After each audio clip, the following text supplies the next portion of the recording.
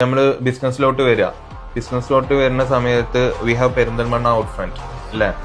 നമ്മൾ സ്റ്റാർട്ട് ചെയ്തത് പെരിന്തൽമണ്ണയാണ്. ആസ് വി ഹാവ് എക്സ്പാൻഡഡ്, പക്ഷെ സ്റ്റിൽ നമ്മൾ കോർ ഫങ്ഷൻസ് ഒക്കെ ശരിക്കും റൺ ചെയ്യുന്നത് പെരിന്തൽമണ്ണയാണ്. Why do you think Perinthalmanna next ഒരു സ്റ്റെപ്പ് കയറും എന്ന് തോന്നാൻ കാരണം എന്താ? സിമ്പിൾ ആയിട്ട് പറയുകയാണെങ്കിൽ നമ്മൾ എവിടെ റിയൽ എസ്റ്റേറ്റ് വാങ്ങാൻ താല്പര്യം?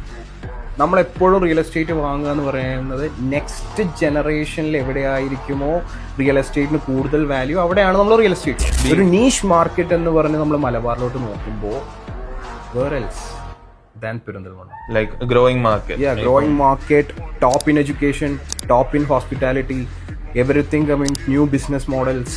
And of course, ഇത്രയും റിസർച്ച് ആൻഡ് ഡെവലപ്മെന്റ് ചെയ്യുന്ന ലുലു ആണെങ്കിലും നെസ്റ്റോ ആണെങ്കിലും they are coming up. Lulu, Nesto, so many other groups are coming. I think ഇത്രയും ഒരു aggressive development ആണ്. പല ഫോറിൻ ആയിട്ടുള്ള കമ്പനീസും കോൺസെൻട്രേറ്റ് ചെയ്യുന്നു, അവർ ഇൻവെസ്റ്റ് ചെയ്യുന്നു ഡയറക്ട്ലി ഓർ ഇൻഡയറക്ട്ലി. സോ അതൊക്കെ നോക്കുമ്പോൾ നമുക്കൊരു നീഷ് മാർക്കറ്റ് എന്ന് പറയാൻ പെരിന്തൽമണ്ണ എടുക്കാൻ പറ്റുള്ളൂ.